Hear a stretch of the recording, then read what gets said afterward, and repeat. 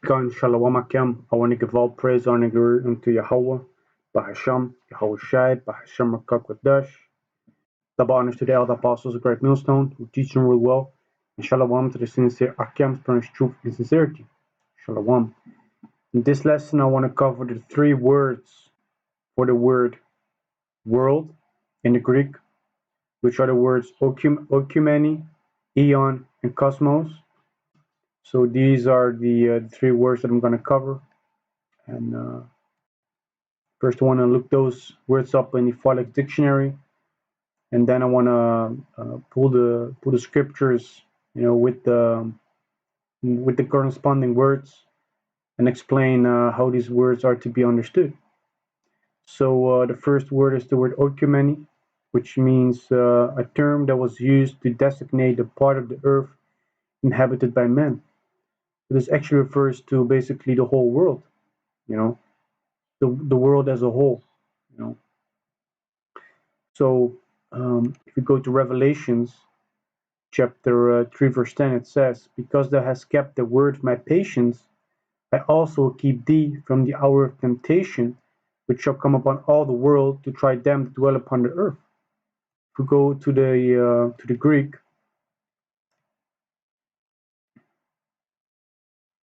and go to the word Oikoumene, it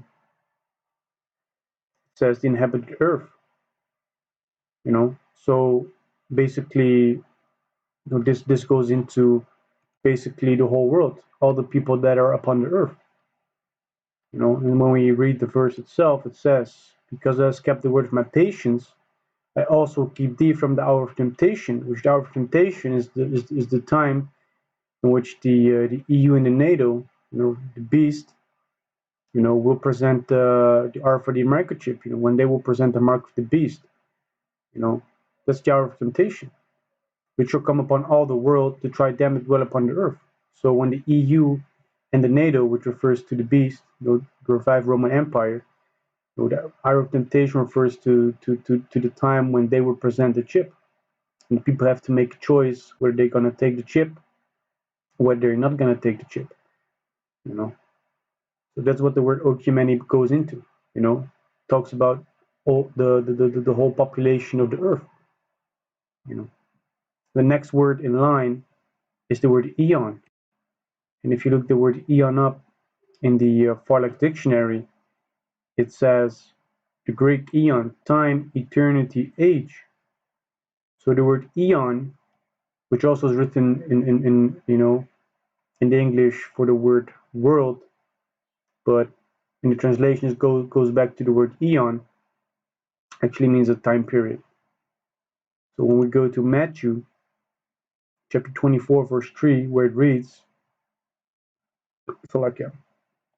"And as he sat upon the Mount of Olives, the disciples came unto him privately, saying, Tell us, when shall these things be, and what shall be the sign of thy coming and of the end of the world?"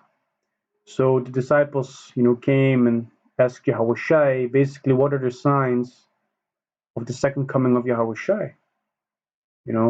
But it also says, and of the end of the world.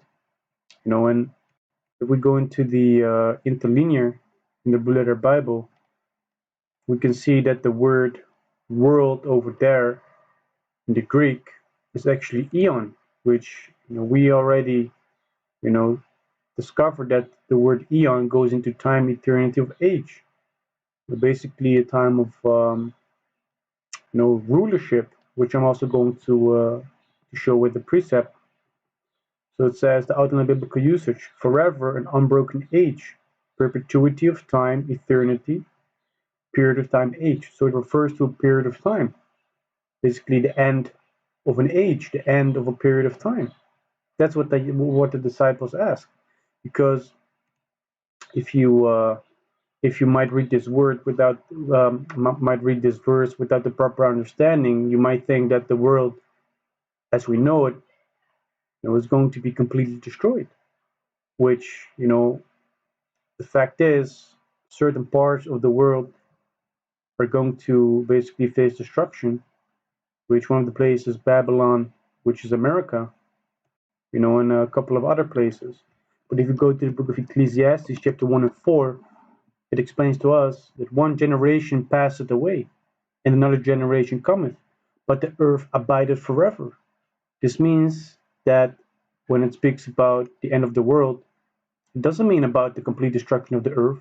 It means about the end of a certain rulership, certain time period upon the earth.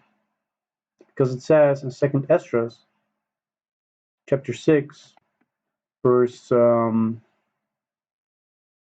let me go to the point. Well, no, let me go to verse 7. Then answered Aion said, what should be the parting asunder of the time, or when should be the end of the first, beginning of it that followeth? And he said unto me, from Abraham unto Isaac, when Jacob and Esau were born of him, Jacob's hand held first the heel of Esau.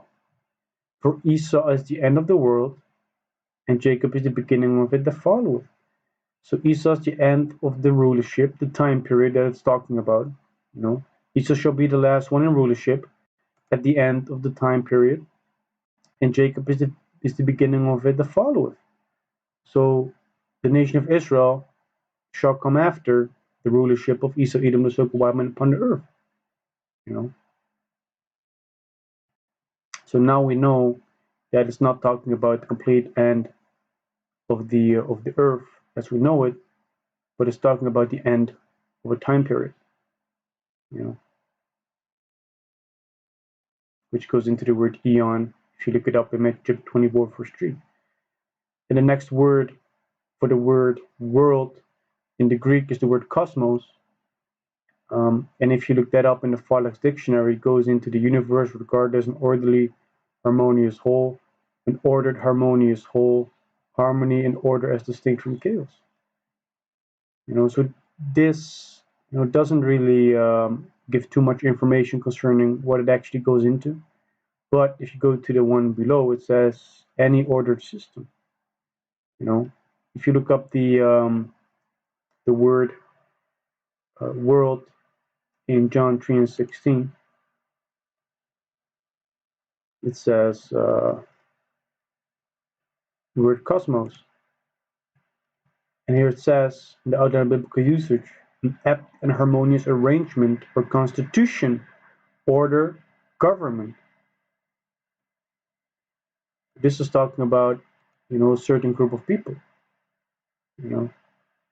And if you look up the word world in the Farlex dictionary itself, so just the word world gives you certain examples. But if you go to point 6, it says a sphere of human activity or interest, the world of sports, a class or group of people with common characteristics or pursuits, the scientific world. So we found out that the word Oikoumene goes into basically all the people upon the earth, the whole earth. We found out that the word Aion goes into time period. So John 3:16, it talks about the word cosmos, which is basically talking about a specific group of people. If you have the world of sports, like it says in the example, the world of science, the world of cars. So what world is it actually talking about? If we look at John 3:16, for the Most High so loved the world that he gave his only begotten Son, that whosoever believeth in him should not perish but have everlasting life. This goes into the world of Israel, because it says in Isaiah chapter 45, verse 17, but Israel shall be saved in the Lord Yahawah with an everlasting salvation. Ye shall not be ashamed nor confounded world without end. So it says that Israel is going to be a world without end. The world of Israel, the world of sports, the world of gaming. So the word Oikoumene is talking about inhabited earth, people, all the people upon the earth. Shall try all of them that are upon the earth. The word Aion goes into a certain time period, what should be the end of the world. The word cosmos goes into a specific type of people. The Most High soul of the world, the word of Israel, he gave his only begotten Son. So Lord willing, this lesson was edifying. And I want to give all praise, honor, and glory to Yahawah, Bahasham, Yahawashi, Bahasham Qadash. Double honors to the elder apostles of Great Millstone, who teach them real well. And shalom to the sincere Akims, spreading truth and sincerity. Shalom.